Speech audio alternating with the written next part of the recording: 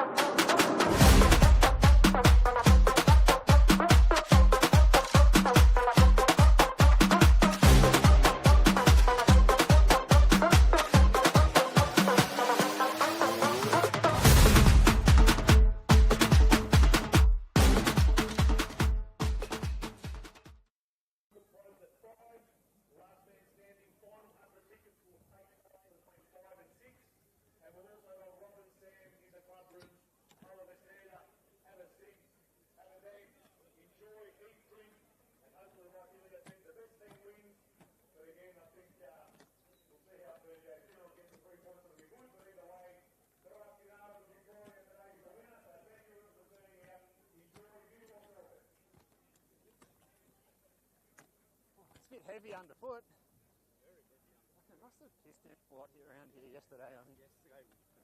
We haven't had rain like that for so long. I think so.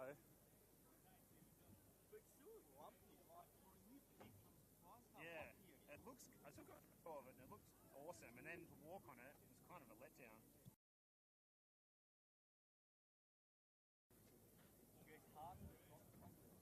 Yeah, I reckon that's spot on.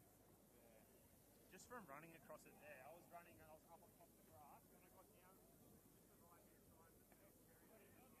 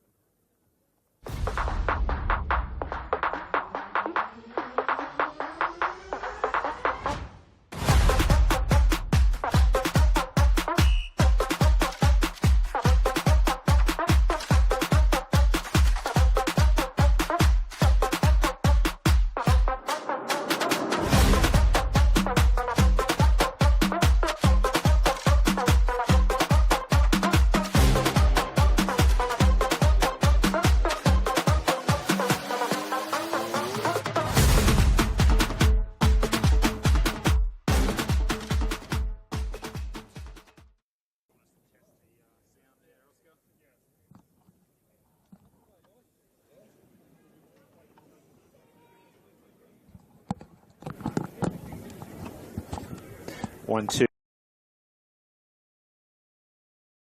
And welcome. This is mic number 2. Good.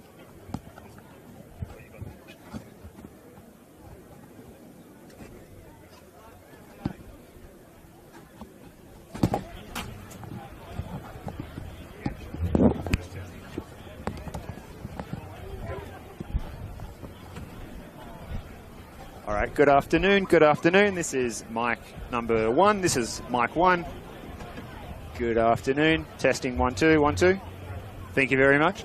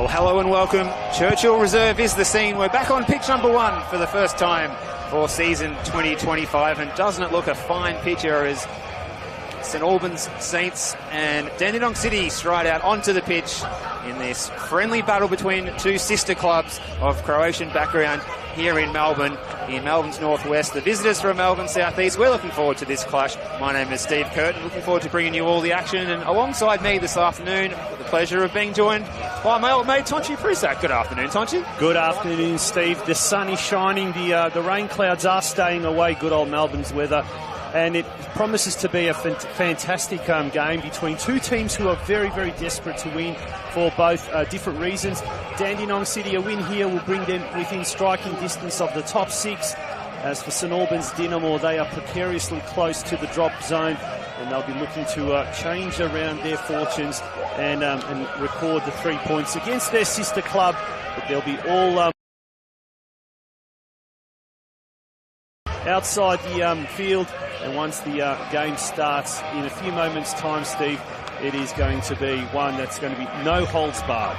Absolutely right. It's a friendly rivalry, as we say, but it's going to be pulling out all stops to get the 3 points this afternoon. Let's look at those lineups, and Cam Watson has made one change, bringing back Joey Cholina, who returns from picking up 5 yellow cards. He replaces Jerome Charan in the starting lineup, so that sees Jackson Riley in goal, the defensive Michael Gergic, Gideon Arock, Alec Mills, Joey Monek in midfield. It's Fletcher McFarlane, Oliver Dragicevic, Joseph Cholina, Josh Galevsky supporting Mikael Platt, Lucas Burns providing the width in the wide areas.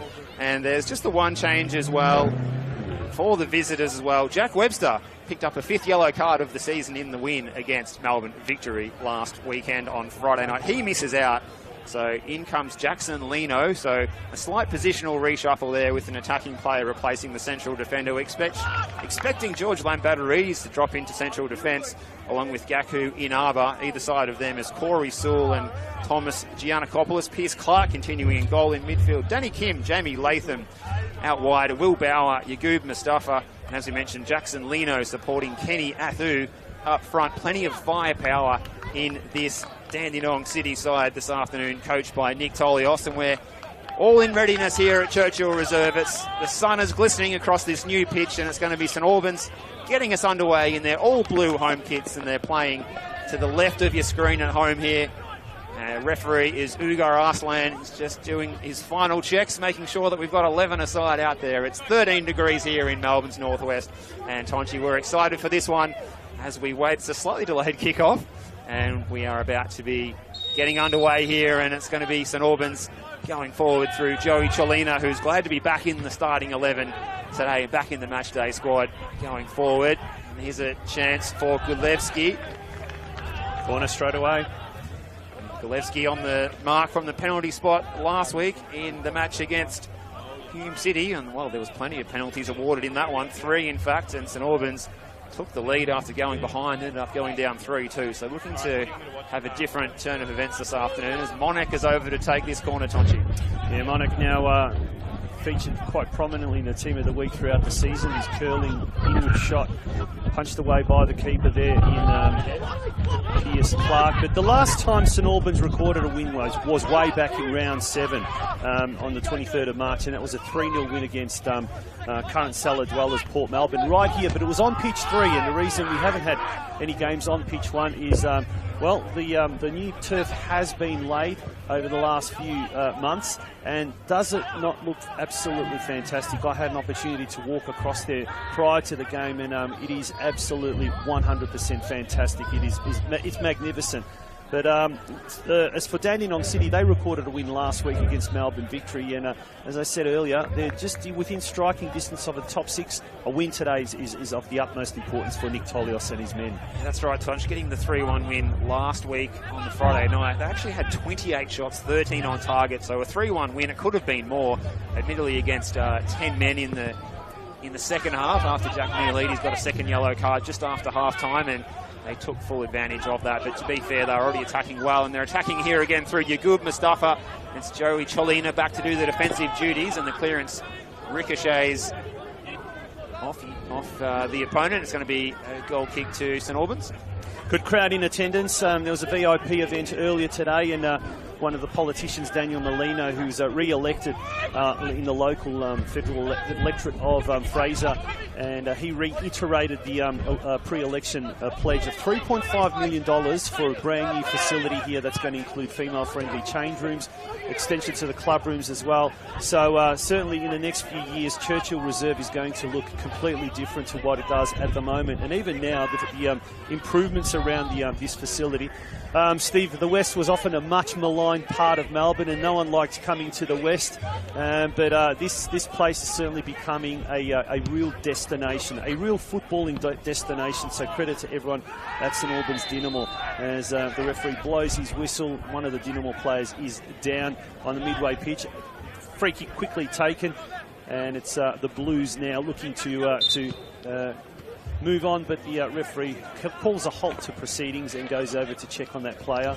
St Albans really quick to get the ball rolling there from the free kick.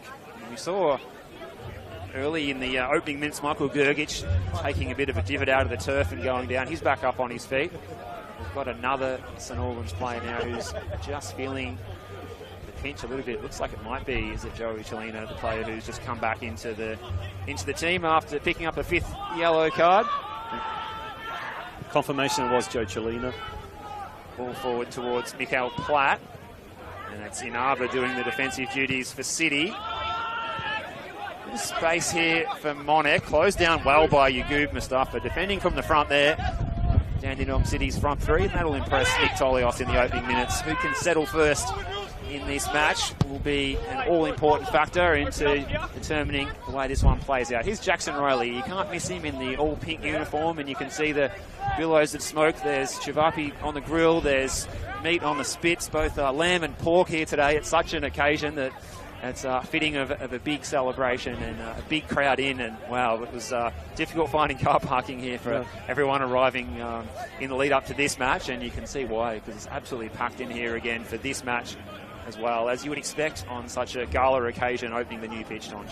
Well, an old colleague of ours, Josh Parrish, always often talked about the NPL food safari, I think it was, at all these clubs, and the pig on the spit was going just before the game, and you could buy by the kilo, believe it or not. So you probably just want a slice of bread and a little bit of onions, and there you go. But we've been so busy preparing for this, we haven't eaten anything, and that shows our dedication. But speaking of dedication, St Albans this year have been really dedicated to scoring goals. They've scored in every one of their games this year, and if we went simply by the amount of goals scored, St Albans would be 4th on the ladder. But it's their defence that lets them down, and they've conceded the 4th most goals in the league. So I think today's game will be a case of the St Albans Dynamo attack versus the Dandenong City defence, and whoever comes out on top there, I think, will probably result in the winner of today's match. Yeah, spot on, Tonchi. Like, both of these teams have had no trouble finding the net this season. St Albans with 23 goals, Dandenong City with 26, and of course we have got to round 14, which means we have played everyone once, and we're back to the start of the fixture ticker again. These sides played out a 3-3 draw when they last met back in round 1, so if you're strapping yourself in for a few goals, it might not disappoint this afternoon, but Yagub Mustafa is going to look to try and ask some questions of the St Albans defence, and well handled by Joey Monek, who puts it out for the first Dandenong City corner of the afternoon. Joey Monek has already been quite active at both ends of the pitch, running up and down along the left side of wing there as we eagerly await the first Dandenong corner, and it's going to be a very, very short one. Latham knocks it back in, and there's almost an attempted header there. I think was that Corey Sewell who managed to get on the end of that cross. Well parried away there by Riley. It's a real reflex save there, Tonch. He didn't have much time to react. No, superb reflexes. Great corner routine as well.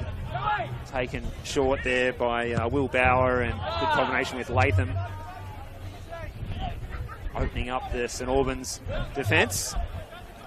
It's a long time since St Albans have tasted victory earlier in the season. 23rd of March, a 3-0 win here against Port Melbourne on the pitch number 2, with Diven, Burns and Galevsky all scoring. Through ball here is a bit too vertically aimed up the park, and it's going to run harmlessly through to Pierce Clark. Mikael Platt looking to give chase out there. Looking athletic, the socks down. ready to chase down some through balls, but that one was a little bit too hot to chase down. Can you believe it, Steve? Already past the halfway mark of the 2025 season. How quickly has it all gone by? Monek now clearing it out of defence. Lambadorides had the ball there, and it's knocked back to Giannakopoulos. Dandenong City looking to play keepings off. Lambadorides having to go all the way back to Clark. Long ball going forward, looking for Kenny Athieu, who's on the edge of the box. Now manages to get one past, and he tries to slot it past Riley. Once again, Riley getting down low, and his reflexes were absolutely second to none on that occasion. Could have been, and probably should have been, 1-0 to Dandenong City. Really good look at goal there for King Kenny. Just waiting for the net to bulge. Such a dangerous player, isn't he? So hard to match up against. He's so physical up in the aerial duels, but on the ground as well. He holds his ground so well. He's got a powerful shot to the box. It's passed everyone by. And picking up the ball here is Golevsky.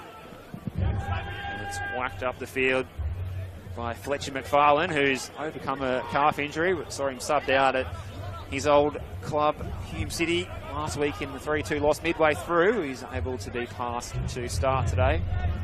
Still without Brian Summerschool in the centre of the park as well, so plenty of opportunities for the likes of Monek and McFarlane McFarlane and Cholina to hold the fort in the middle of the park here. Now under the pump early again. This is Burns getting his first involvement of the afternoon. Another one of the goal scorers last week, sent up by Sharan, who starts from the bench this afternoon. Here's Mills. Now Monek. St Albans urged on by the Hill. This left wing as they attack in the first half. Burns now. Cross from Monek. Away's the call, and it's cleared away by Thomas Giannakopoulos. Burns starting to get a little bit more active now after a little bit of a slow start, but he's our second highest goal scorer for Dinamo this year. He scored 5 goals, including that one last week against Hume City. Josh Golevsky, the top scorer at the moment with 6 goals for Dinamo, and for Dandenong City, Kenny Athieu has also scored 6 goals for the season. So I'm no doubt one of those trio will add to the score sheet later this afternoon.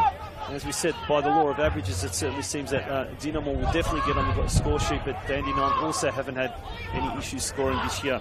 As it's Oliver Dragicevic now inside the box. He tries to get deep inside the box, but he was dispossessed, but the ball has gone out, and it will be a corner. Well-timed tackle from Latham there. He's been as good as anyone for Dandenong City so far this season, and he had to get the timing spot on there. See, it's another corner. A chance for the big men for Dinamo to try and put some pressure on Pierce, Clark and co in their own 6-yard box. It's very sticky out there. A lot of rain fell yesterday. Oh, it's going to bounce around the 6-yard box. A scramble. Both sets of players appealing for a free kick. It's going to go the way of Dandy City. And Hajduk can take their time over the restart and hit the pressure release valve here. Go over those subs for you as well for St Albans on the bench today. Marco Bullich is the sub keeper. Jerome Sharan, who started last week. Also James Exidius, Nicholas Maury, who has scored 14 times, more than a goal a game in the 23 so far this year. The boy from Bendigo. Also Luca Chabraya and also Josh Diven as well, one of their prime movers this season as well. So plenty of talent for Cam Watson to call to when needed this afternoon. Lambadorides is going to give away the free kick here. It's Lambadorides who is in the captain's armband without Jack Webster out there, of course. If you have just joined us, Jack Webster picked up a 5th yellow card against Melbourne Victory last week, sees him suspended. Brad Plant, who was the goal-scoring hero last week for City, starts on the bench as well as Valley Sesnick, Diego Cuba, Jake Noble, Tim Atharinos, sub-keeper Matthew Murray. Ball goes out of play. It's going to be a throw in to Dandenong City. But interestingly, the 2 goal scorers, Brad Plant and Valley Sesnick from Dandenong City, last week started on the bench as well and came on a super sub. So will we see the same thing happening again today? Deja vu.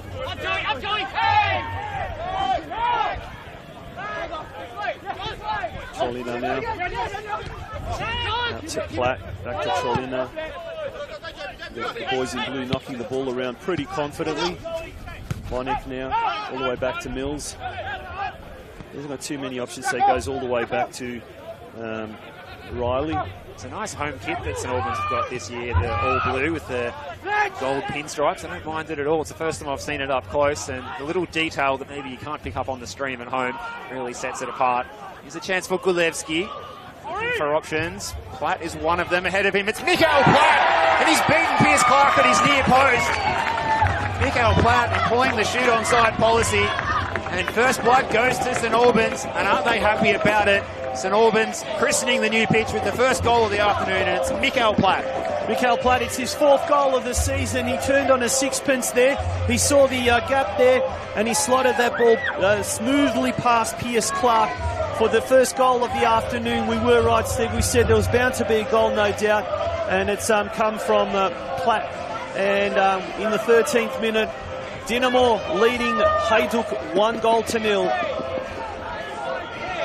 This certainly opens up the game, no doubt, because Cameron Watson will be keen to now get a second goal and provide a little bit of a buffer. But Nick Tolios now has his work cut out with Dandenong City. They'll be looking for an equaliser, and they'll be looking for a very, very quick equaliser. As the restart sees Dandenong now with the ball going forward. It's Mustafa in the pocket there, and he tries to shield the ball. It was Monek who managed to kick the ball out, and along the way it took a deflection off Mustafa, so it is a goal kick. Well, it didn't take long, Tonch, only 13 minutes into this contest, and well, it was Jackson Riley who'd been the busier of the two keepers, and it was the first shot on target that St Albans have attempted, and Pierce Clark was frustrated at his defence, but he'll be kicking himself as well for being beaten at the near post. And well, how much do they have to suffer now with the loss of Jack Webster out there, that experienced figure in the centre of defence, and will that be costly this afternoon? Long ball in now by Riley. Hopeful ball there. It was kind of high, wide and handsome, but there was no one on that occasion. I think it was Joey Monek that kicked that ball. Uncustomarily in a central position, but now he sort of slowly moves his way out to the left. Looks like he's playing left full back, and Lucas Burns has now swapped to a more of a left wing position. And that probably signals Watson's intent to play quite more attacking. As we see Dinamo now once again streaming forward. Platt almost got through on that occasion. It's still Dinamo, and there was another opportunity for Mikael Platt to make it 2-0, but the ball whizzed right past him in the middle of the goals. Well, it probably should have been 2 there, Tonch. The ball whizzing across the 6-yard box, and well, the makeshift defence of Dandenong City is just looking a little bit shaky at the moment. Thomas Giannakopoulos, who appeared to start at right back, looks like he's been shifted into the central defensive role alongside Inaba in there, Gaku Inaba. So, and then Corey Sewell moving across to right back, and then Lino at left back. So, a couple of adjustments already in this match by Nick Tolios to try and counter this St Albans attack, which has been, well, good value for money so far. It's played forward by a rock, up in the air. Inaba's header, it's out of play in front of the boutique grandstand over there on the far side of the venue. Fans in there enjoying the comfort. Not a lot of sunshine for some of those fans, though. It looks like they're in the shade, but they're certainly comfortable sitting up there and out of the wind somewhat at least. There's a bit of a breeze that's picked up this afternoon here in Melbourne. It was reasonably still this morning and yesterday, but it's blowing, well, probably diagonally across the pitch here. I'm not really sure if it's favouring either end of the venue, Tom. No, I'm just looking at the trees around here. It's quite a nice picturesque view from where we're standing, but it doesn't seem to be too low. It doesn't mean too gusty, but that always changes and very, very quickly, by the way, and that no doubt will have a telling effect on the game as the match progresses. Dandenong City with possession of the ball in the middle of the park. Mustafa now trying to get past Monek. Monek manages to kick it out. Mustafa now retrieves it just inside the field of play right in front of our commentary position. He tries to get past a couple of players, but he can't. And it is going to be a free kick to St Albans Dinamo to be taken by Alec Mills. Such a good atmosphere at this venue, Tonchi. Really intimate venue. You go to some of the venues these days and they can be quite cavernous, quite gaping, quite open and vast. None of those words apply to this venue. It's such a nice feeling here. All the fans so close to the pitch, making a lot of noise, and we hope you're enjoying this, and we hope the atmosphere is coming across to you on the NPL Victoria live stream this afternoon, wherever you're tuning in, whether you're in Melbourne, in regional Victoria, interstate, or maybe overseas, maybe tuning in from somewhere over near the Adriatic coast. And we hope that the summer is arriving for you if you are over in Croatia at the moment and tuning into this one. And if you are in Croatia, don't be deceived. It's not Hajduk Split versus Dinamo Zagreb. It's Dandenong City Hajduk versus St Albans Dinamo. But talking about the intimacy of the ground, I'm just watching over to the far left-hand side, and there's a couple of houses that back onto the pitch, and you don't see that often these days in NPL Victoria football. How good would it be if you had kids and you're living down there? You must get quite a fair bit of free soccer balls over the course of the weekend. But back to the action on the field as the goal scorer there. Platt has a couple of players to continue. Grgic now to Dragicevic. Back to Platt.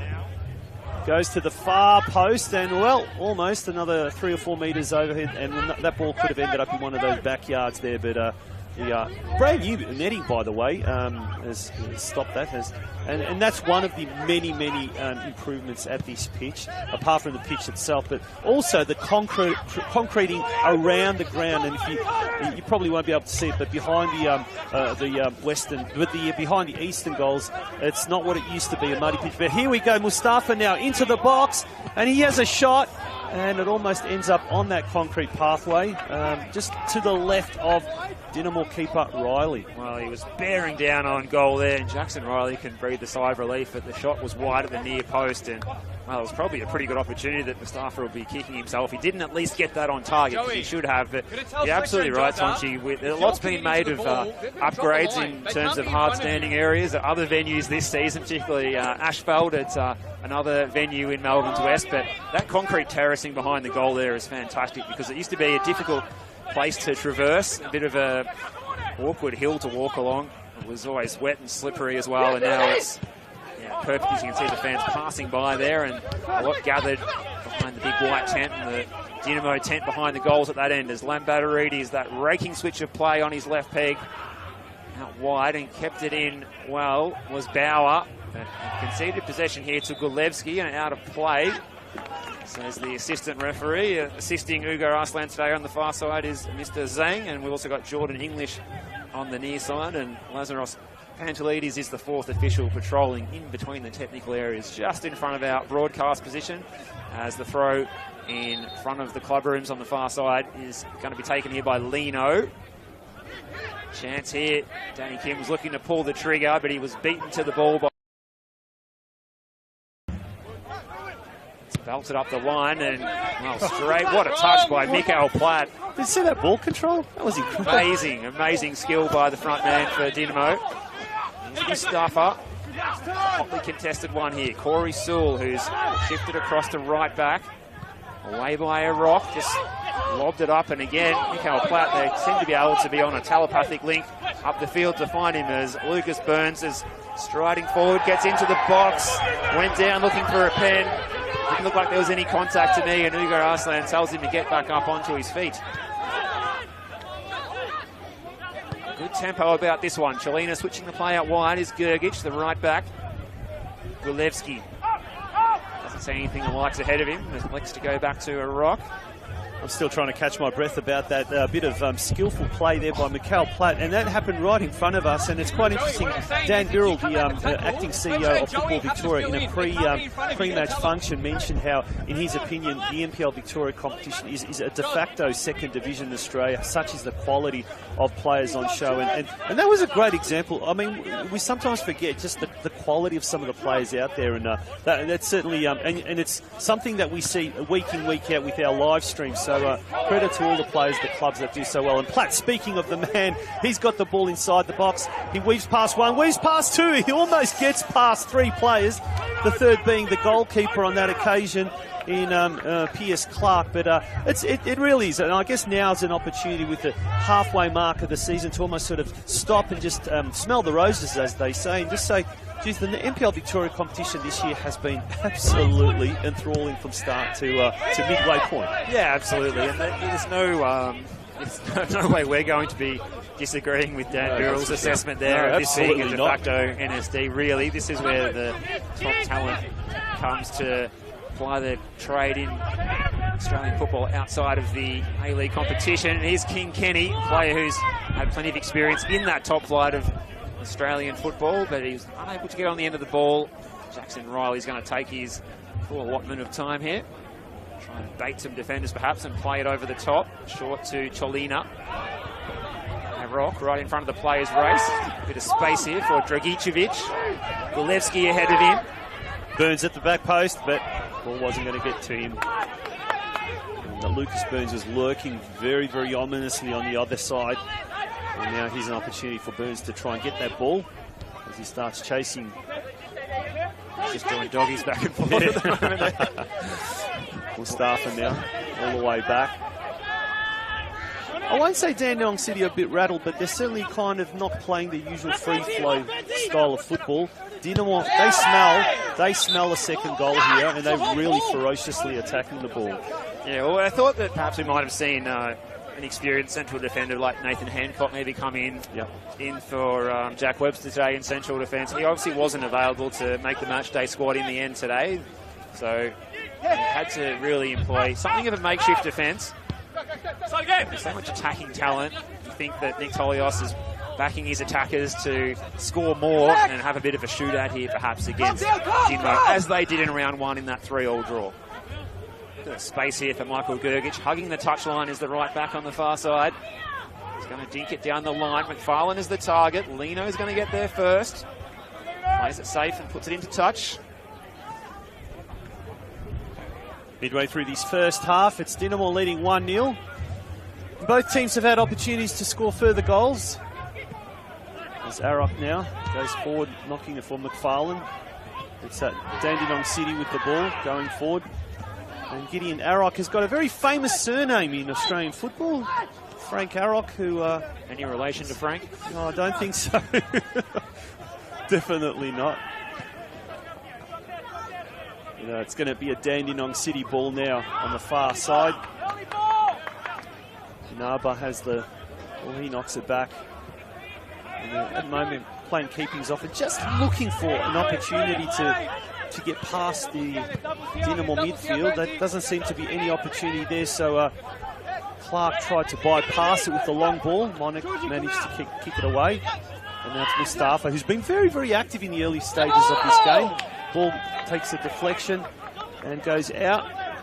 No, it didn't. It was, in fact, Lambertarides that kicked it out, so Monik takes the ball and it comes off Mustafa. Yeah, it's a good point you make, Tonchi. Mustafa's been the go-to attacker for Dandy City down the right-hand side. So often when we've seen these Dandy City games early on, it's Will Bauer on the left making the early running. And Will Bauer was, well, he was on fire last time these sides met, scoring twice. Along with Kenny Athu. Well, it was a Joe Monek double.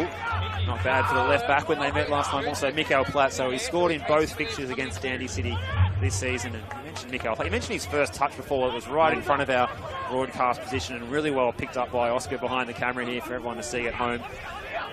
He really is in the mood today, is Mikael Platt. So Dandy City's defence will have their hands full dealing with him. At the moment, on the attack, Lambertarides. The shot was blocked by Mills. Saved by Riley. And the decision's going to go the way of St Albans. Alec Mills is celebrating the block shot there, I think. He's pretty pumped. How good have Riley's reflexes been in these opening few minutes? He's been called on in action several times and he's responded very well. His cat-like reflexes managing to keep the ball out of his net. And Dandenong City know that they do need to get an equaliser to thwart Dinamo's enthusiasm at the moment, because Dinamo are really playing with a lot of enthusiasm. They need this win. They desperately need this win to get away from the relegation zone, the drop zone. The likes of Altona Magic picking up 2 wins in a row. Tonchi, another win for them last night against Melbourne Victory. So 2 home wins back-to-back for Altona, who looked like they were almost dead and buried to a point. They're back in it now, so St Albans have got to pick up some points. That's what they're going to try and do here. It's going to fall. Oh, Mikael Platz blocked again. Double block. Played, Pierce Clark. And it was also Corey Sewell who's popped it in the back of the calf or somewhere too, who's down on his haunches in the 6-yard box. Well, St Albans, they can't believe they didn't double their lead there. Well, first of all, it was an Oliver Dragicevic shot from close range that was rebounded to Platt right in front. His first attempt was blocked by Pierce Clark, and then the second one as well.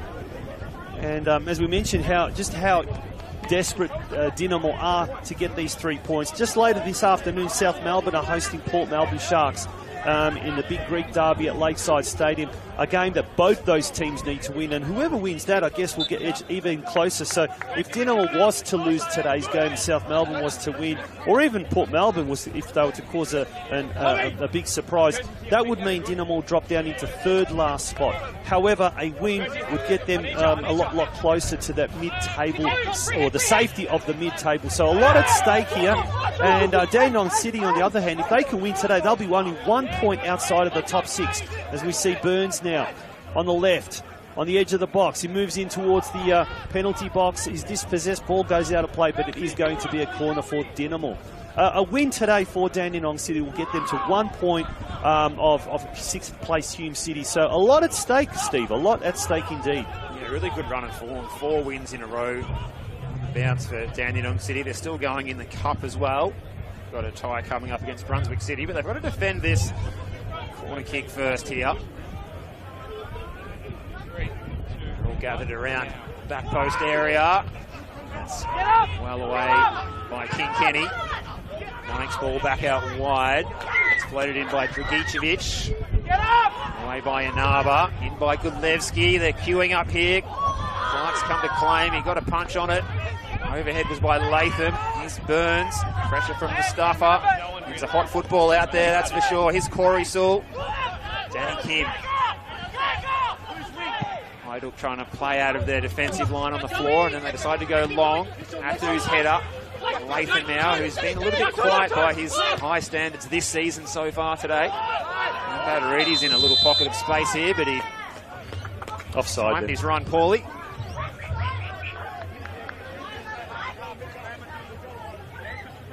Just didn't look around, I guess, and he found himself in an offside position as soon as he received that ball. The linesman, who was right there in front of him, lifted up his flag to signal that it's a free kick for St Albans Dynamo. Mills now looking for options. The sun's in his eyes. Decides to go for a long ball to the far side.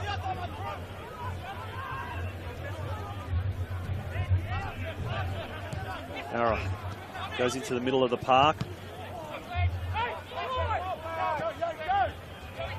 That's a Monac. And kicked out by Mustafa, or should I say rebounded effort there by Mustafa. The ball goes out of play. And just like Hajduk and Dynamo in Croatia, Dynamo wearing the famous blue kit, St Albans that is, and Dandenong City wearing the famous white kit of Hajduk Splits. Joey Torino over to the sidelines to receive some treatment, and painkillers perhaps administered by assistant coach Billy Selesky. But we've got a problem with another St Albans player here, and it's a key player as well, Tonchi, who's Jackson down. Riley, yeah, I don't know what happened there, but he's on the ground. He's signalling to the bench that requires medical attention. Gurgic and Arak over there, just also making sure to see what is going on. Mills comes as well, as the St Albans medico comes onto the pitch. And this is an opportunity, I guess, to have a look at some of the games that have been played over the course of the weekend. On Friday night, Green Gully defeated Dandenong Thunder 3-1. Heidelberg United defeated Melbourne Knights 2-1. And Preston Lions, that was a very close game, but an important game, defeating Hume City 1-0. And that win for Heidelberg United has elevated Heidelberg to a top spot, or maintaining top spot. On Saturday, Avondale defeated Oakland Cannons 3-0, and a very, very important result for Altona Magic. They defeated Melbourne Victory 1-0. And they now jump up to 9th position on the table after, 2 weeks ago, They were down near the relegation zone. Certainly turning things around. Talking about upcoming fixtures, it's a busy time for Dandenong City. Counting today, they're going to play 4 games in 13 days. They've got Preston Lions, who you just mentioned, getting the win on Friday night. They'll play Preston Lions at BT Connor. They're in Reservoir. Then the following Tuesday, it's a cup matchup, the round 6 of the cup against Brunswick City on Tuesday the 27th. Then they'll be at home against Dandenong Thunder, so that's followed by a Dandenong derby the following week. So those, including today and the next 3 games, all coming in the space of just 13 days. And Nick Tolios out there is out replacing his divots like he's on the fairway. He's at Royal St Albans Golf Course here. Nick Tolios, like everyone at Dandenong City, when the game's not being played, they really love this club. They certainly love being part of the Australian-Croatian soccer tournament late last year. And so there's a lot of pride as well with what has happened over here off the field. But back on the field, there's certainly no love lost. There's the 2 combatants now in the middle of the park. That was McFarlane. He lost where the ball went and got it back again. He did a little ring around the rosy with the ball. Bauer's going to try his luck from a very long way out. That's one to go back and watch on the replay later on. I don't know, was he dancing with the ball? Was the ball dancing with him? I'm not too sure. But either way, it is going to be a goal kick now for Dinamo. Mills now on the left-hand side. Once again, looking for options. Will he go long or will he go short? Decides to hug the line, looking for Oliver Dragicevic. As Mills is, no, it wasn't Mills, sorry. It was the goal scorer there, and Mikhail Platt, who was brought down. He's asking for a free kick, but it's going to be a throw in.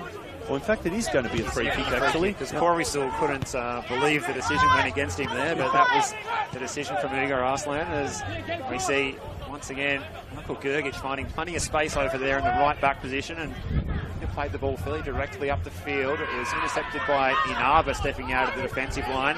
It was well timed. Kenny Athu's gone down off the ball, and he's squared up to here. That's going to be on. This is going to be a problem here for Kenny Athu. He's squared up, and as he grabbed the throat there of his opponent, Gideon Rock, and what's the situation going to be here? This could be trouble for King Kenny.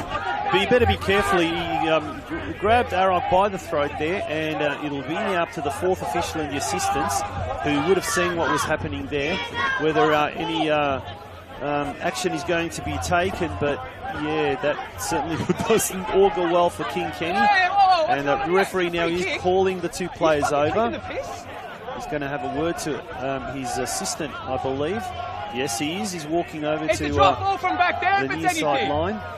Just fancy that red card could be brandished here. It's pretty common that when these sort of discussions happen that there's some serious sanctions at play. King Kenny was quick to wander away from the scene of the crime as well. And how much of it was a situation of retaliation? Was he shoved to the ground unceremoniously by Gideon Rock, possibly? Will it be a yellow card piece perhaps for both players involved, and we can keep it 11-aside for the rest of the proceedings? This will be a big blow if King Kenny is sent off here, and Dandenong City go from being not only a goal down but also a man down as well for the rest of the proceedings, with under 10 minutes to go until half-time. Well, he might just give him a caution, or he just might give him a yellow card in attempt to, here we go, and it looks like there's nothing going to happen. And I guess he would have done that probably to diffuse the situation a little bit. I don't know if that's going to work or not going to work, but they both seem very frustrated with what had happened. But the referee has decided, no, he's not going to brandish either a yellow card or a red card. He's just going to have a bit of stern talking to. There's going to be a drop ball now. And now the players are circling around him, and look, the referee has to be quite careful here that he doesn't lose the authority of the match.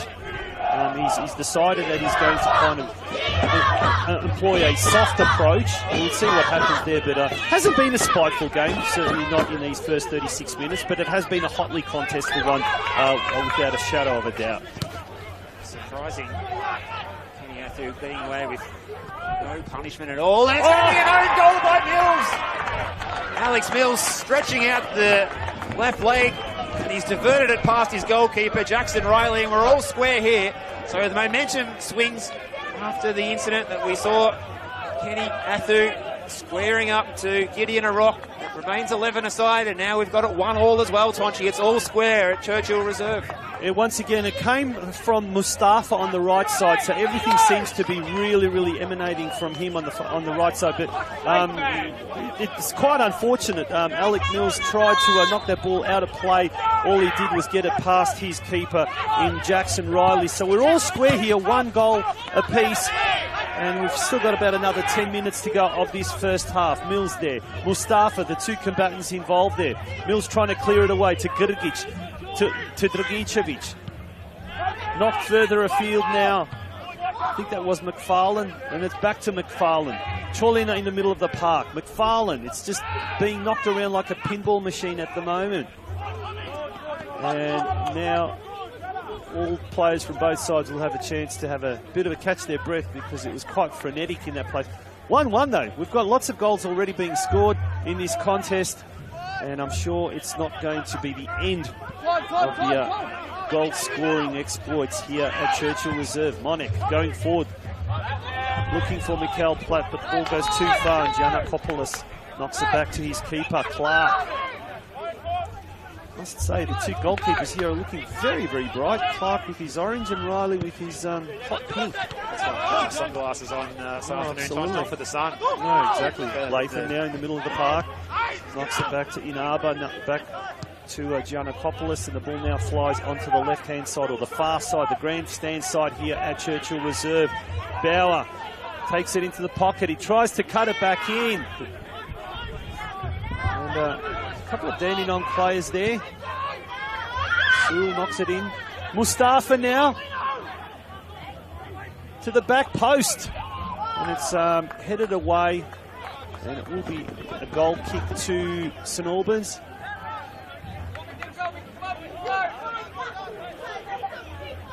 It was Will Bauer that got on the end of that cross.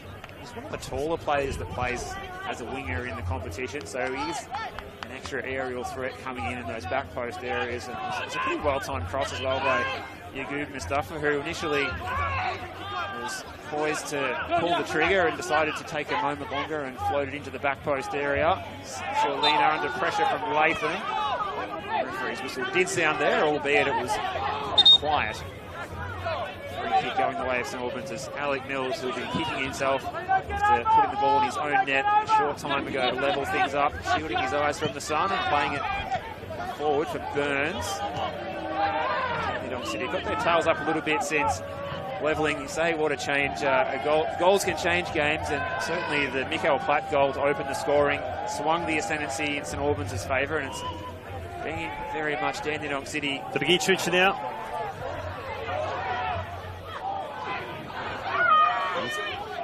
And Dandenong manages to clear it, but it's Mills in the middle of the park. He goes out to Monek on the left-hand side. Monek nil, almost had it.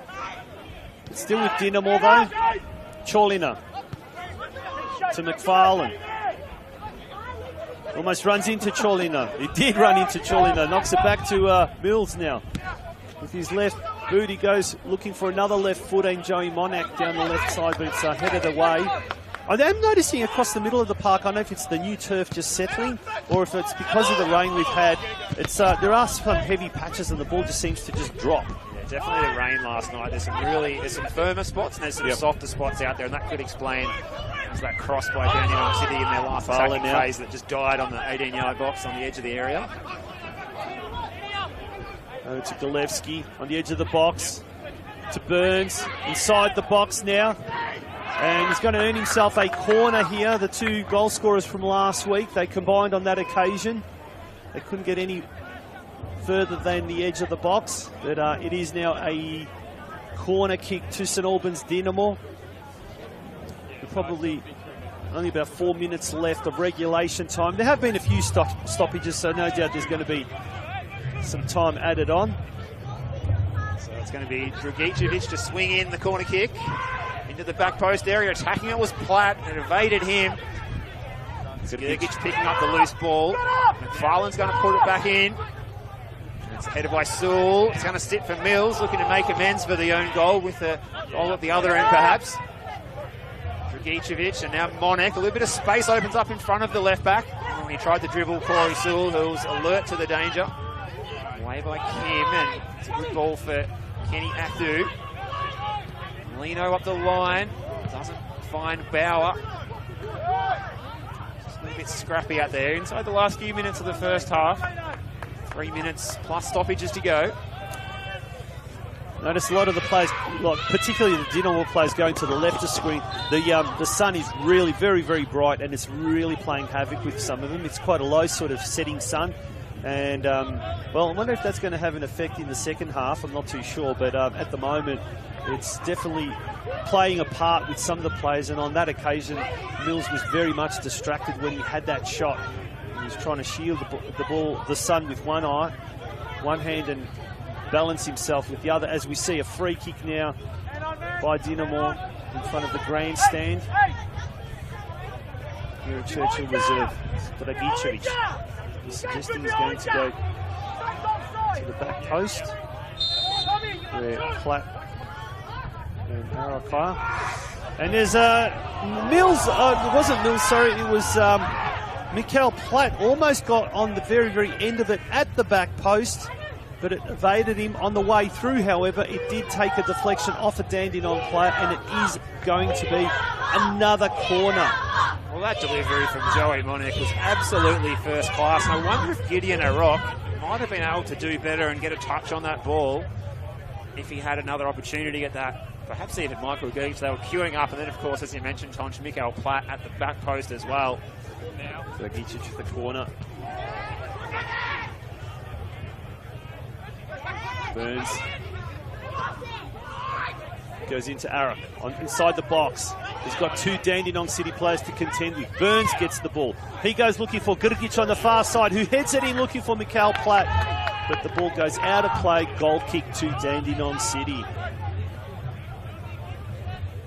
Just over a minute to go of regulation time, and all eyes will be on the fourth official to just see how many minutes will be added on. As we said, there have been a few stoppages, but it's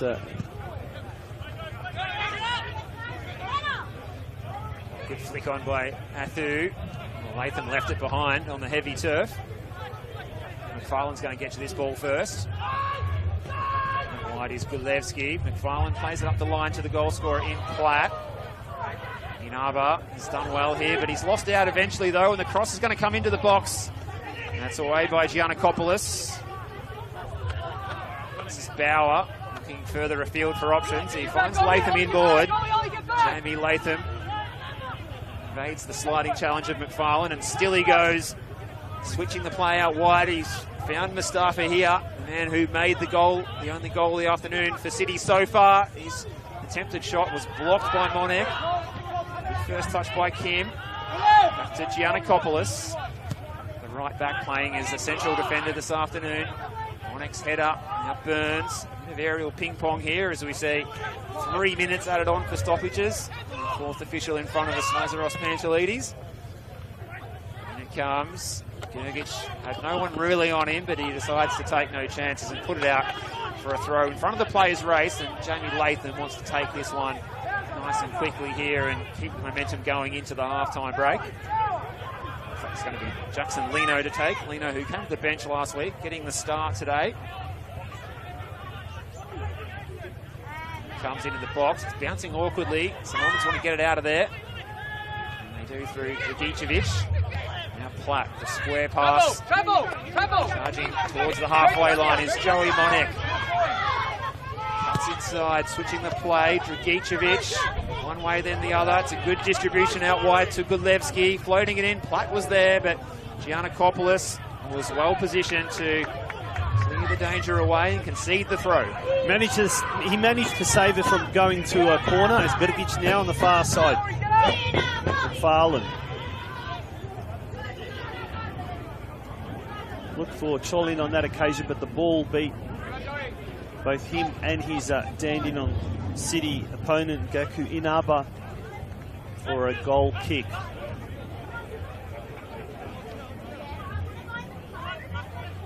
So half of the added time, the half of the 3 minutes have now evaporated. At the end of this first half, Steve Curtin and Tonchi Prusak with you this afternoon on the NPL Victoria live stream. Mikael Platt opening the scoring for St Albans on 13 minutes, and then it was an own goal by Alec Mills, where Yagub Mustafa made it all happen. Mills turning it past Jackson Riley, and we're all square in the shadows of half-time. Yeah, it's been a fairly even first half. Both teams had opportunities to score, to add to their tally, but at the moment, as we see, it's Dinamo that have scored 2 goals, but one was for them and the other one was an own goal. So it's 1-1 as we head into the half-time, or could it be another goal? As we see an opportunity there, a late opportunity for Josh Golevsky to add to his tally of 6 goals that he scored for the season. Could have been his 7th. What a time to score that would have been for Josh Golevsky, and he probably had maybe a fraction more time than he realised. He put his head in his hands after he realised he'd fired it straight at Pierce Clark.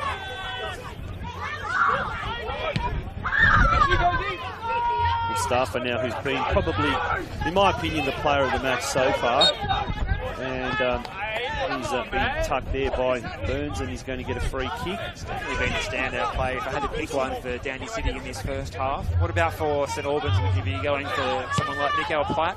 I would have probably said Jackson Riley, actually, because some of those reflex saves have been absolutely spectacular. But Platt's not far behind, and Platt, he scored 1 goal, but he's also had an opportunity, I think, to add to that. As we see the referee blow the whistle for the first half, it's not the final yet. The final is yet to come.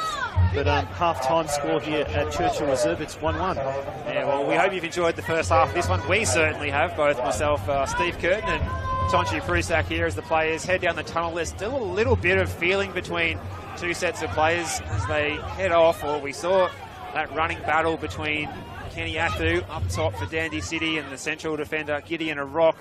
They came to blows midway through the first half. Neither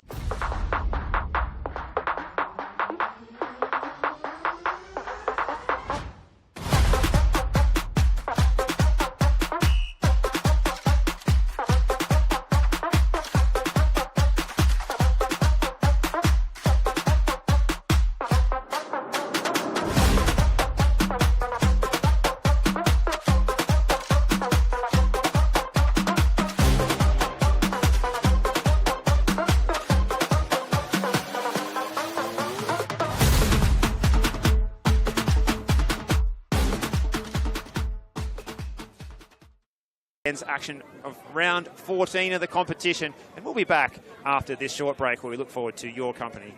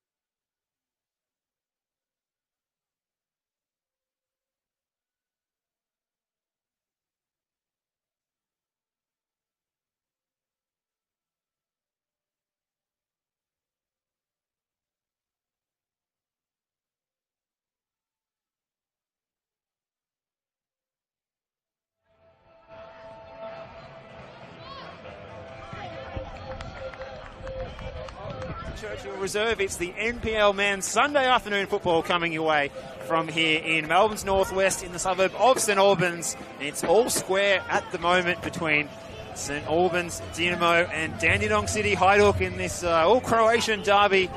Round 14 of the competition. Last time they met it was a 3-3 draw. Could we be on for more goals again here this afternoon? Well, stick around for the second 45 and find out, Steve.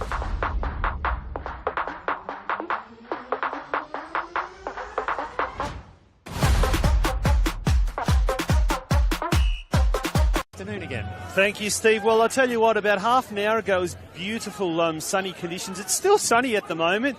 Thankfully, the wind hasn't picked up, but I tell you what, it is very, very cold, and the temperature, I reckon, has plummeted in that time as the ball goes out for an offside against Kenny Atthew. It's going to be a free kick to Dynamo. 1 goal apiece to both these teams who desperately need 3 points. Who desperately need the 3 points for varying reasons, but it's Dynamo who need the win, I guess, more so than their sister club Dandenong City. And Arok now in the middle of the park gets the ball over to Joseph Cholina, making a comeback after having 5 yellow cards. Dragic to the far side. It's Dragic on the edge of the box. He looks for an opening. And a shot there by, that was Golevsky, but it was straight at Piers Clark, the Dandenong City goalkeeper. Great crowd, the lights are on already, but I'm not too sure if they will need them just yet, but it is augurs well for a fantastic second half, Steve. Yeah, spot on, Tonch, and well, a first attempt, first opportunity going the way of St Albans, and they could be on the attack here. 5 wide this afternoon, a really good ball forward to find him. Running at Jackson Lino, he plays it into the box. Inaba was well placed to clear the danger. Bauer to Mustafa, the 2 wingers combining. Mustafa, who made the goal for Dandenong City, causing Alec Mills to turn it into his own net. And it is Mikael Platt with a finish that beat Piers Clark at his near post. Arok now for Dynamo. Chased by a few, and they had a fiery contest in their first half. We'll see if that continues in the second half. Dragic, the captain, to Dragic. A nice little turn there. And he keeps going, Dragic. Threads it through now for Platt. He's inside the box. Back now for Golevsky, and the low pile drive just goes to the right-hand side of Piers Clark. And the ball will go out. Really good change of direction in a sticky part of the pitch there by Mikael Platt to stop and turn on a sixpence, and he found Golevsky, but just didn't have the right shape on the shot from the moment that it left the boot. Plenty of sunshine still shining across the pitch here at Churchill Reserve. Crowd in, good atmosphere here as it was 6 attempts apiece in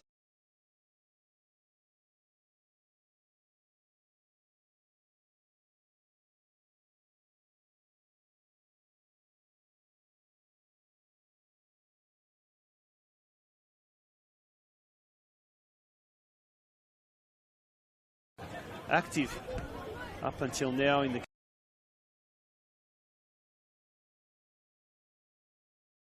He does look in all sorts of pain at the moment, Gideon Arok.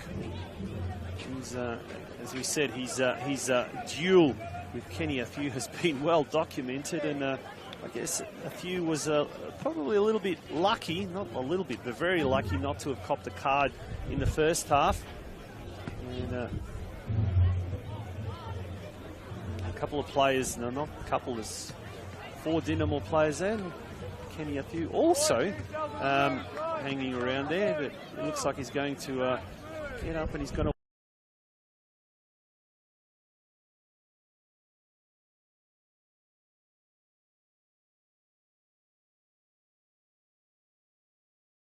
Might have been a corky to the thigh. Just 1 or 2 issues with the transmission. We hope you're able to pitch us at home still, so apologies for any break-in pitches. Haven't missed anything too much in this last couple of minutes. As now back up on his feet on the touchline, and St Albans are temporarily down to 10 while we wait for him to be brought back onto the field. Forward by Monek, looking for Platt. Inaba's head up, plenty of distance on it. Dragicevic, and now Danny Kim, and the head tennis continues. It's flicked on by Athu, and making the run in behind was Mustafa. Was repelled by St Albans. And we're still down to 10, and now we see Aroff getting permission to enter the fray again. So it's 11 against 11, one against one at the moment. Things are very, very even as Dandenong have the ball in the middle of the park. Inaba, he's been in almost everything in the opening few moments of this second half. Going out to the right, looking for and finding Jamie Latham, but he drifted into an offside position, and it will be a free kick for Dinamo. Deep inside their defensive half, out on the grandstand side, and it's taken by Mills. Back to his keeper, back to Mills. Goes inboard to Cholina. Joseph Cholina, part of a dynasty here at Dinamo. His father Rob was a long-time president back almost 15 years ago. His sister Yana Cholina, co-captain of the senior women's team. So the Cholina family very, very active around St Albans Dinamo, very synonymous with this community club. Mills now heading the ball down. Dragicevic goes inboard looking for Cholina, missing it. Bowers now has the ball, tries to thread it through, but Arok quickly clears it away, only as far as Mustafa. To Kim, back to Mustafa, back to Kim. Goes all the way back now, and it's Inaba in the middle of the park, out to the left-hand side where he finds Jackson Lino. Dandenong just struggling to find a gap in the well-organised Dinamo defence and midfield. Gurgic is going to get to that ball first, and he clears it away before George Lambert-Aridis can get to it, but it will be a throw into Dandenong City. It's very, very quickly taken. Lino to Kim, all the way back to Inaba. Giannakopoulos. And it's Joseph Cholina now intercepting for Dinamo as he goes all the way back to Jackson Riley. To Arok. Goes down by Lino, but he manages to clear the ball away. Sorry, that was a few, not Lino.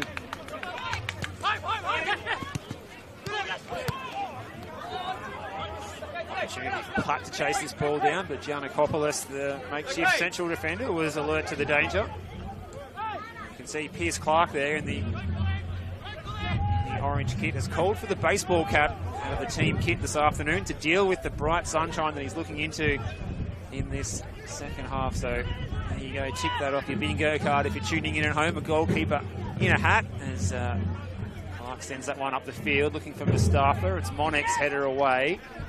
Coming through is Lambert-Aridis, and now Latham, who tries his luck. Jamie Latham, and that full stretch to tip it away. Another fine save by Jackson Riley, who's been a standout this afternoon for St Albans. We did talk about the late in the first half, the effect of the sun shining bright, and how it was affecting some of the players kicking to the left of the screen, and that was the Dinamo players. In this particular case, it's Dandenong City now, and that sun is very, very low, and it's directly dull, so it is going to make things really awkward, both for players, but also for us commentators.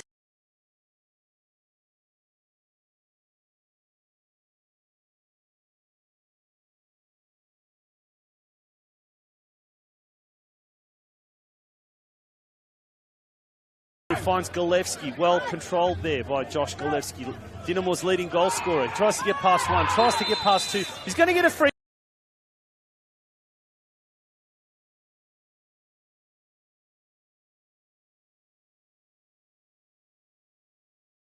card as well is about to come out. Lino. I didn't quite see what happened there. He had a tug of the shorts there of Josh Golevsky. And again, apologies if we've you're experiencing picture loss here in this particular contest. We will be back with you for this free kick here, which will be taken by St Albans. And will it be Golevsky to take it himself, perhaps? Enough room for Gulevsky to get this up and over the wall. Here's Clark has discarded the cap and thrown it into the back of the net.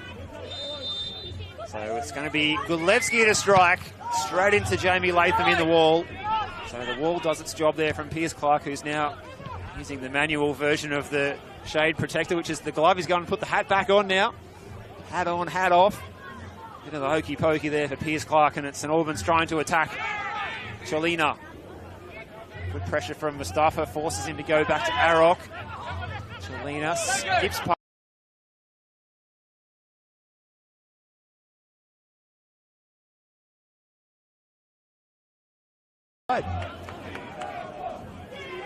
Good play there by the big man, Joseph Cholina there. He controlled that ball in the middle of the park, managed to evade his direct opponent, and then also found a little bit of space and swing to get that ball on that far side.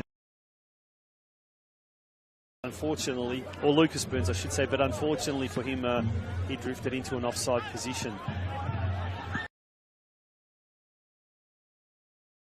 Vision seems to, it looks like Vision may have just returned now. Do apologize. Issues as a few now tried to pass it on, but it was another offside, and on this occasion it was Jamie Latham for Dandenong City who found himself in an offside position. Free kick to Dinamo. It was going to be taken by Mills, Alec Mills, but he's given it to his goalkeeper instead, Jackson Riley, and he's going to go for a long ball.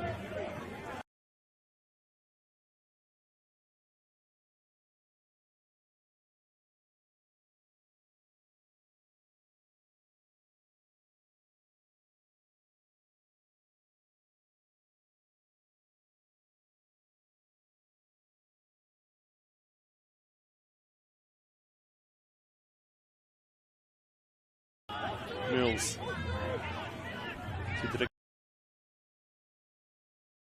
Throughout the afternoon,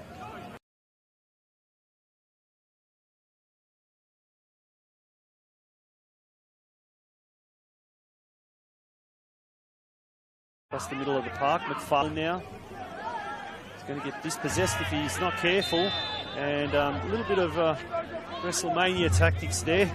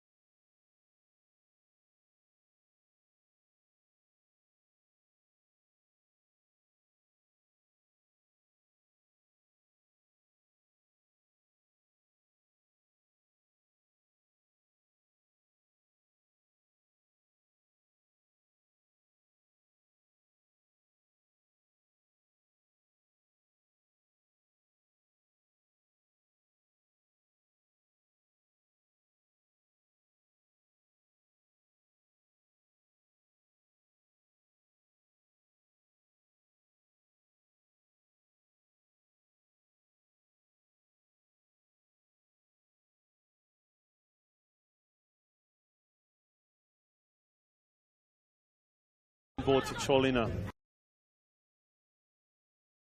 Burgic looking around for options now. Gillespie, Cholina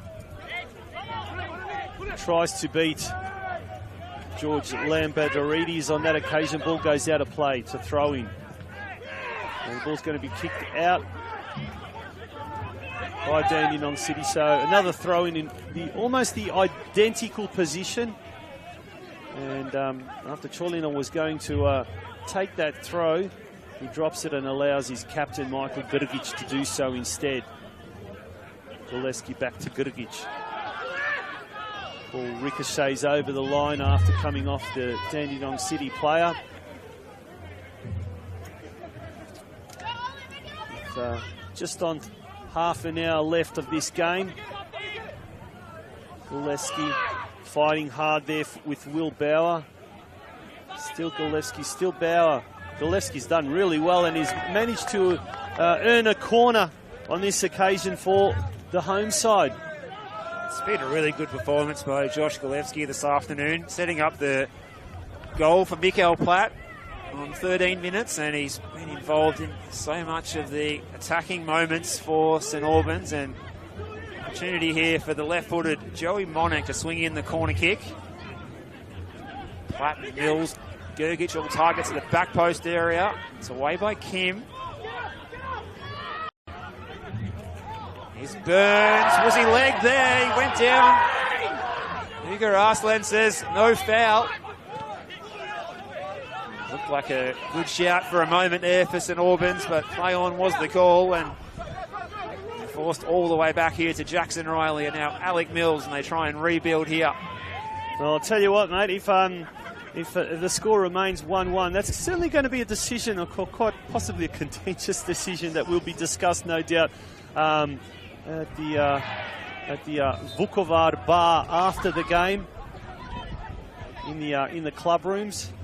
But could have gone either way, that. But the referee said he waved play on, and now the action is on the other side of the pitch with Alec Mills, who's got a free kick right in front of the grandstand here at Churchill Reserve. Ugo Arslan must have felt that maybe there was some contact, but that it wasn't awarded as a simulation against Burns, but no penalty given. On the snapshot here, coming in from Will Bauer. Doesn't mind trying his luck from distance. And Batterides sliding in, got a touch on the ball, but couldn't bring under his spell. And here goes Lucas Burns surging forward. He finds Mikael Platt out wide. He was brought to ground after he disposed of the ball there, Lucas Burns, under the pressure of Yagub Mustafa, and Burns wasn't too happy about not receiving a free kick for that situation either. Riley with a 7-9. This one away, and Burns gave him a bit of a shove, and then there was no foul again. So Ugo Arslan really letting the game flow in this second half as we've gone over the hour mark here. Neither coach has as yet, but plenty of good options on the bench for either side. But we'll stay with play here as Yagub Mustafa's combining with Jamie Latham here. Latham in the corner, one way then the other. Again was Jackson Riley. It's end-to-end stuff here at Churchill.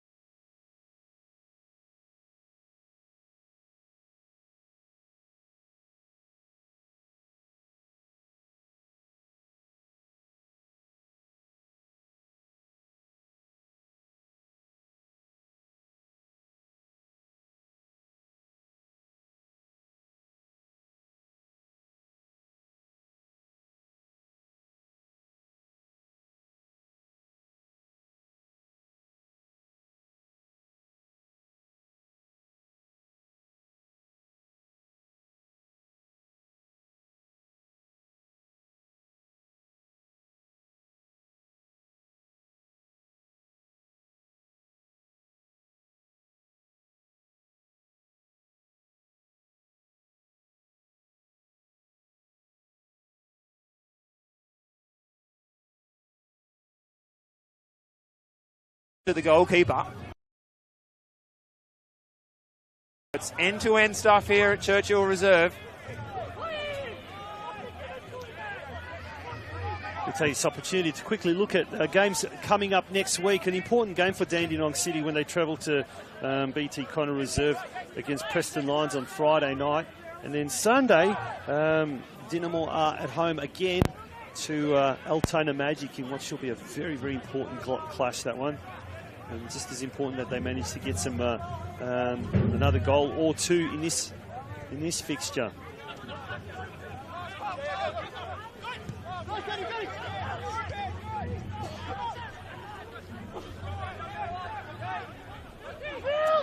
Mills now has the ball.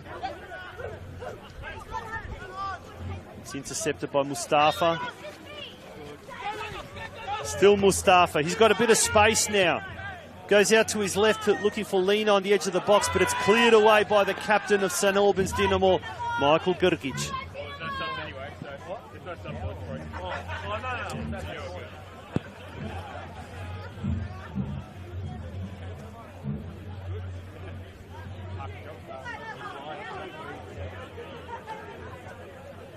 Bit of a lull at the moment now as we approach these last 20 minutes of the game.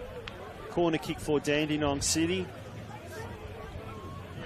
And it looks like there's some movement on the Dandenong bench as the ball comes flying in. It's cleared away by Dinamo. There's no one there at the halfway line. It looks like it could be, may well be a double substitution for Dandenong City coming up. As Piers Clark has the ball and the sun starts to dip now behind some of those gum trees behind the western goal.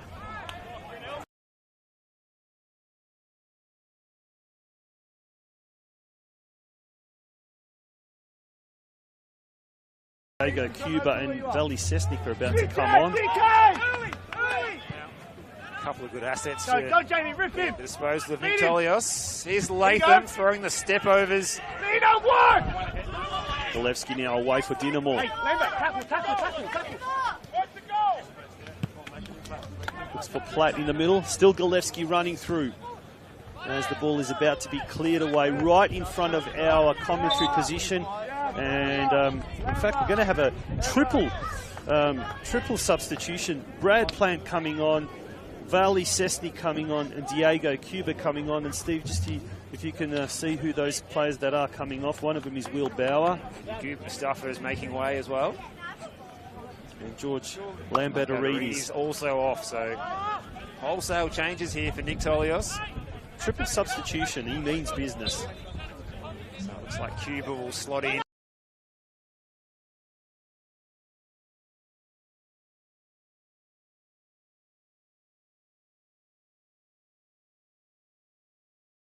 Giannakopoulos.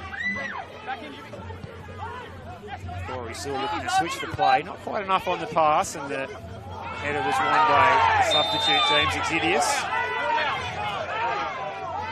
Free kick's going to go away the home side here, and the home fans are looking for further sanctions perhaps. St Albans make another change, and it's going to be an opportunity for the man that laid on the assist last week for the goal that was scored by Lucas Burns. It is Jerome Sharan. He replaces Fletcher McFarlane. Change in midfield for both sets of players out there. And Monek, whose set-piece delivery's been on point today, has the opportunity to cause some havoc here in the penalty area. Again, Piers Clark staring into the sun. He's going to have to sum up all of his powers of concentration here to organise his troops. And it will be Monek's delivery. Curl on it. Was nodded away. Top of the box by Matthew Dragicevic.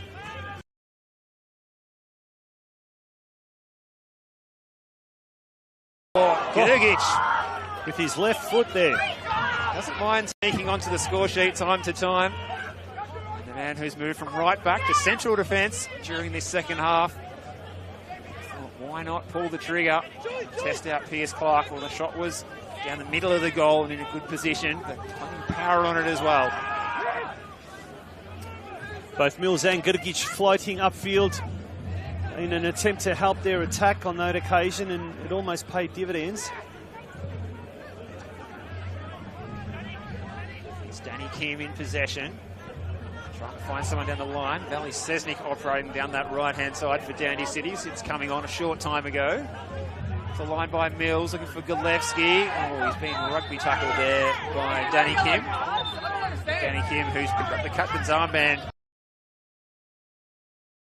a short time ago, becomes the latest player to go into the book. Yeah, Gilevsky, as soon as he was brought down, signalled to the referee, give him a card, ref, and the referee obliged on that occasion, deemed it worthy of copping a caution. Mills now.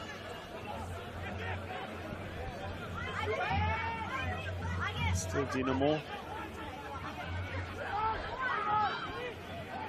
Gillespie to Platt.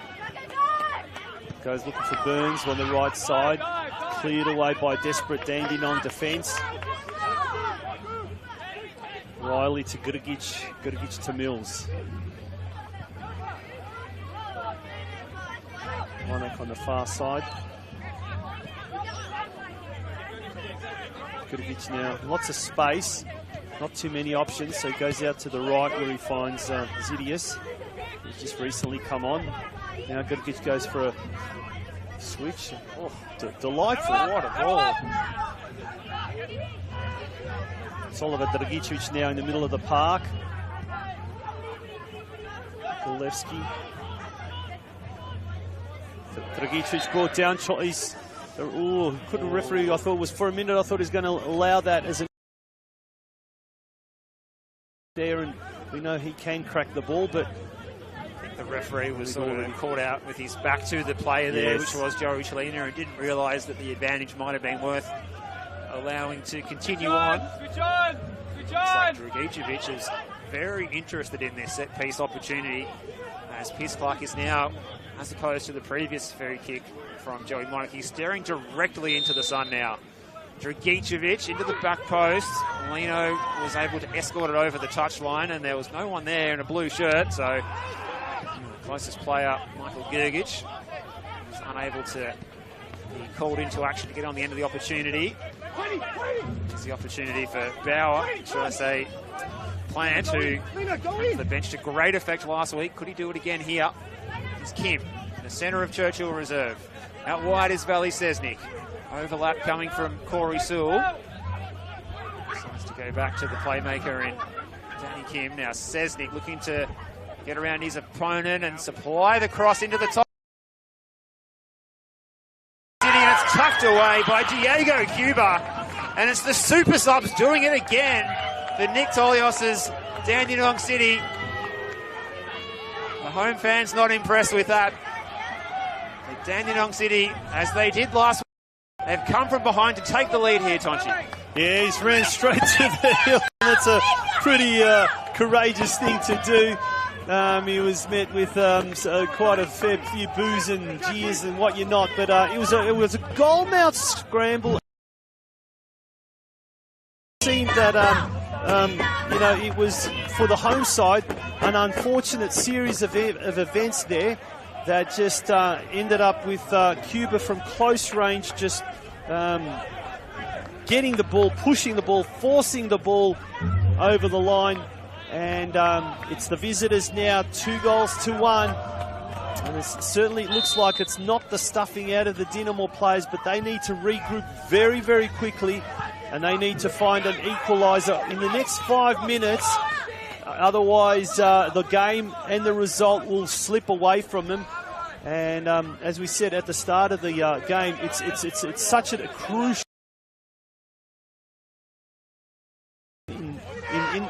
Well, they will be in the drop zone. They will definitely be in the relegation zone if they do.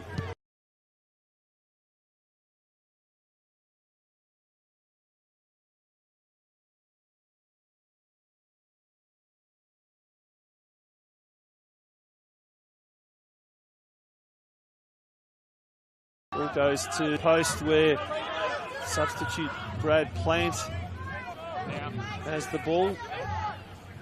Cholina tries to dip it away. Gurgic now heading it to Cholina. He knocks it further if you're looking for Platt, but it's too many Dandenong City players. Giannakopoulos goes back to his keeper. Big long searching kick by Clark, looking for a few. Latham to Plant. Plant inside the penalty box now. He cuts it back in, and that was a dangerous effort if Kenny Athu had got on the end of it, but he was, I just think he was wrong-footed on that occasion. It's lucky that Oliver Dragicevic was there to clear the danger, because Kenny Athu was in heaps of space in the penalty area there. And the scoreline, 2-1. Last time they met at this venue last year, it was a 3-1 win to Dandenong City.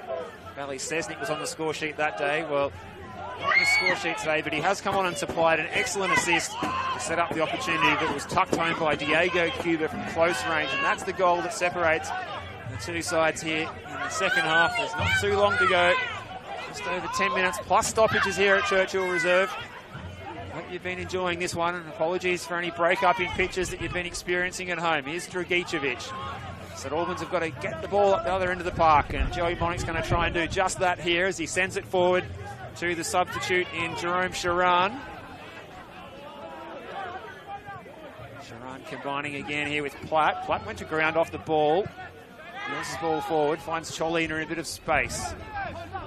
Opportunity here for Golevsky. He's been great this afternoon for St Albans. Exidius trying to compete with his fellow fullback. He was coming off second best though to Lino. And now Latham's going to win the free kick in the centre of the park, and will be a yellow card to Joey Cholina, who's just back from serving a suspension for picking up 5 yellow cards. Picks up his 6th yellow of the season.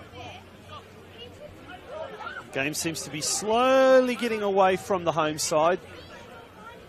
It's been played at a pretty frantic tempo, and you can see that the players are tiring out there now. If Cam Watson can swing some more changes to try and get the ascendancy back going his way, they need to find a goal from somewhere, and Mikael Platt, their goal scorer, is down on all fours at the moment. Is it perhaps time for Josh Diven to enter the fray? Also got young Nicholas Maury, who has scored 14 times in the under-23 team this season, and he was the Golden Boot and Best and Fairest winner in the Bendigo Amateur Soccer League a couple of seasons ago. So a couple of players that are decent goal threats available on the bench for Cam Watson. Yeah, it's a bit of a concern for Dinamo fans. Platt looking rather sore at the moment, a bit rather ginger. He's just come back from an injury early in the season, as we see now. Plant for Dandenong City, and almost threading that ball through for Valley Sesnick. Sesnick was just there at the back post, wasn't he? Really good ball across the box. Just wasn't able to get on the end of that. And Albans will be ruining the likes of Manny Peters as well, being out injured. Yes. Such a talented attacking player. As they try and chase the game here, they need to find a goal. Narva's header climbing over the top of Platt. Latham, game getting more stretched now. Sesnick giving chase. Monic gets there first. Goes a long way around as Joey Monic, but he comes away with the football. Up and onto the halfway line. Dragicevic. Latham had a piece of his shirt. Advantage is paid in favour of St Albans. It's a good switch of play to find Burns, who's floated out to this right-hand flank, running at Lino. Still he goes here. Across the face. Lucas Burns too close to the keeper. Yeah, Pierce Clark got down low and covered that, and stopped any danger, any potential danger there. Matthew now doing battle with Dragicevic for Dinamo. Lino down to the left, looking for Plant, who's been very, very active since he's come on, but he wasn't able to get on the end of that, and ball went out of play. Zidius getting it to Dragic very quickly. Dragic now to Mills. Dinamo have to do something very, very quickly. Cholina in the middle of the park. He goes out to the left looking for Jerome Charan, but he wasn't able to get on the end of it. The ball went skidding out for a Dandenong City throw. Dandenong Sydney City. They're just managing this game really well at the moment, taking their time on these restarts. There's no need to hurry. Iceland tells them to get a move on here. Thrown by Sewell, long down the line. Monac almost fresh-aired it, but luck's a fortune as it stayed in position for him to be able to play the ball back to Alec Mills. It's Cholina. He's been busy today in the centre of the park. Burns, busy area of the field, and was he fouled there by Brad Payne? It's going to be a free kick. Another set-piece opportunity here for Dynamo to try and make something out of it and get something out of this game. As it stands, if South Melbourne can get a win against bottom side Port Melbourne in the 5 o'clock kickoff, we will see St Albans drop into the bottom 3 after having no win since the 23rd of March. Will be time for a change here, it looks, Tonch. Yeah, it looks like it's going to be a triple substitution this time for St Albans Dynamo. And we can see Josh Divan, Luka Chabraya and Nicholas Murray getting ready to come on. But in the meantime, it's a free kick to Dynamo and Joey Monek to take it. There's a whole horde of Dynamo and Hajduk players on the end there. And there's a goalmouth scramble at the moment. It could have gone either way. There were calls for handball. There were calls for all sorts of things. In the end, the ball's gone out of play for a corner to Dynamo. It's Oliver Dragicevic right in front of the change rooms. And that could have gone anyway. Dragicevic now to the middle. Punched away there by... And cleared again. Once again, there's lots of action. It's end-to-end. Well, it's not end-to-end stuff. It's all happening in the Dandenong City goal mouth. But it's going from one end of the field to the other. It's a corner. It's going to be a corner kick to Dynamo. But in the meantime, we believe there's going to be a triple substitution for Dynamo. And also, at this stage, it looks like quite possibly that Timothy Atherinos is also going to come on for Dandenong City. Lucas Burns, one of the players coming off. Oliver Dragicevic and Michael Gergic, captain. Yep. So they must be going to go with 3 at the back now. It's almost like in gridiron. You get the whole team coming on and the whole team coming off. There's been a big personnel change as Dynamo now has the corner. Players going down off the ball. Incredible goal line clearance in that last phase of play by George Kopoulos. The referee just calling a halt to proceedings and talking to a couple of players there. Josh Golevsky, one of them for Dynamo. And, the Dandenong City player. It's Jamie Latham's voice you can hear there telling his team to stay concentrating, to deal with this set-piece opportunity. In it comes, the near post. Kim partially clears it, goes to Mills, and now Monek again. Goes onto his wrong side of his body, and Kim's going to see this one over the byline, and it's a goal kick. Bad result for St Albans there. Yes, look, both sets of players really starting to get very desperate here. Dandenong City really fighting hard to keep their 2-1 lead at the moment. And St Albans Dynamo know that the players know that they need to rescue this game. They need to get a goal in the next few minutes. We've gone 87.5 minutes, and Kim seems to be hobbling off, and Timothy Atherinos is about to replace him. So a substitution being made there for Dandenong City. There's Pierce Clark about to bring the ball back in. An air of anticipation descends upon Churchill Reserve at the moment. We've probably got at least 5, maybe 6 minutes of this game left. Cholina.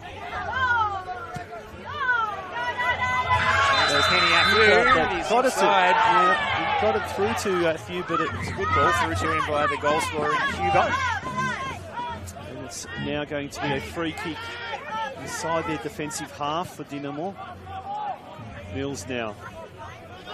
He goes to the grandstand side, looking for options. None forthcoming, so he goes back to Zidius on this side, right in front of our commentary position. Platt now on the edge of the box, goes for a bit of space, tries to do something. He tries to control the ball, but he can't, and it is going to be a looks like a goal kick. Time running out here for St Albans. Mikael Platt with the dancing feet in the penalty area. It's a bit of a heavy track after all the rain we had yesterday. Kept his feet well, but couldn't manage to conjure up an attempt. Pierce Clark's goal, and Pierce Clark's going to take some more time off the clock here as well. Just 1 minute remaining of regulation time, and then we'll await the fourth officials board from Lazarus Pantelides below us. Xidius with the header. Steven, the substitute. It's the touch by Nicholas Maury, the youngster. Coming out of his box to good effect was Jackson Riley. In Arbour's header, he's been really solid in central defence in Arbour without his usual lieutenant next to him. And Jack Webster. Atherinos. Too much of it to Xidius. Captain's armband after Gergich going off is Chelina, and it's out of play right in front of our broadcast position. It is such a fast-paced game. It's incredible. We're in the closing stages of the game, and the pace is just absolutely incredible as both these teams are moving the ball very, very quickly and looking to get to their attacking half as quickly as possible. But the pace is just absolutely frenetic. Maybe a little too fast at times. A little bit more poise could be used, moving the ball into the final third. And the good news for St Albans fans tuning into the stream is that there will be another 5 minutes of added time to go. So 5 minutes is the time on the board from fourth official Lazarus Pantelides. So plenty of opportunity for St Albans if they're good enough, Tonchi. That's right, and well, time will tell, but it is slowly starting to get away from the home side. Xidius. Cholina's got the ball now, I should say. Out to Chabraya on the right-hand side.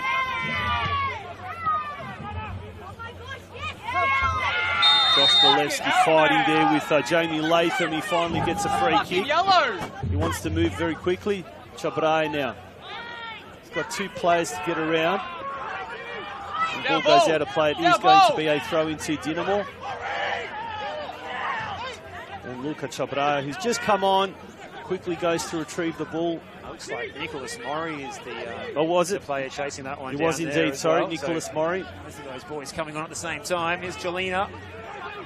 Cuba, the goal scorer, back to goal, forced to put it out for a throw. James Xidius now quickly retrieves the ball. Throw into Luka Chabraya. Goes to the top of the box, Chabraya again. To Monik. Monik streaming into the penalty box. And just all opened up for him there. He used his pace to his advantage.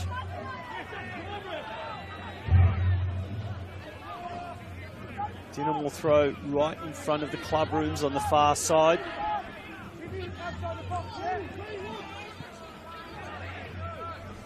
Just on 3 minutes left. They've got to get a move on very quickly.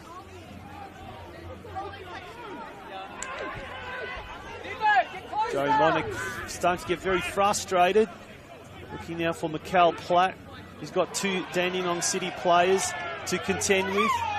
Back to Monik. Tries to get on his left boot. Cuts it back in. Cleared away by a desperate Dandenong defence. And time is fast running out for Dinamo. Up onto the roof of the Book of Arbour, but fortunately the guttering is configured in such a way that the ball comes straight back down, and we're back into play here. Atherinos trying to get the ball away. He's gone and put it out there onto pitch 3. Crowd in full voice behind the goals there. Albans looking for a spare football to get things going as quickly as they can. They need a goal here if South Melbourne are to win against bottom side. As you said, St Albans will be in the bottom 3 tonight if that is the case. If the result is to stay like this. Jerome Charan now with the corner kick. Threads it into the near post. Monik's going to have it. Gets it back to Jerome Charon, but he can't control it. The sigh of despair, collective despair around the ground as Dinamo fans and players realise time is really getting away from them. They're almost there, City now, a minute and a half, and they will be recording a 4th straight win in NPL Victoria, which is no mean feat.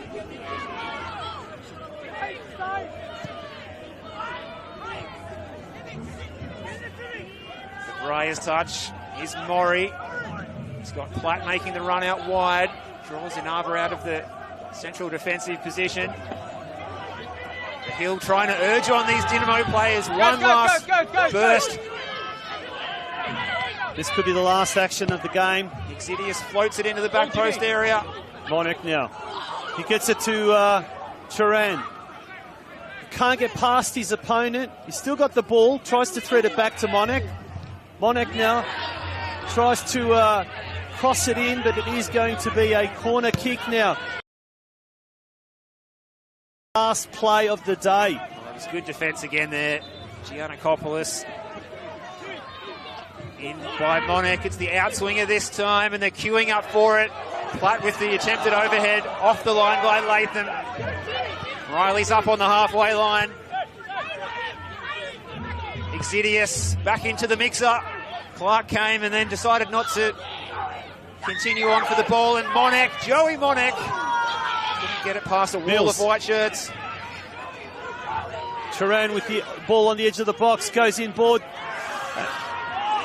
And that was, I think, Chabrai. But now it's a counter-attack, and it's going to be one-on-one. Sesnik with Riley, and the goal has been scored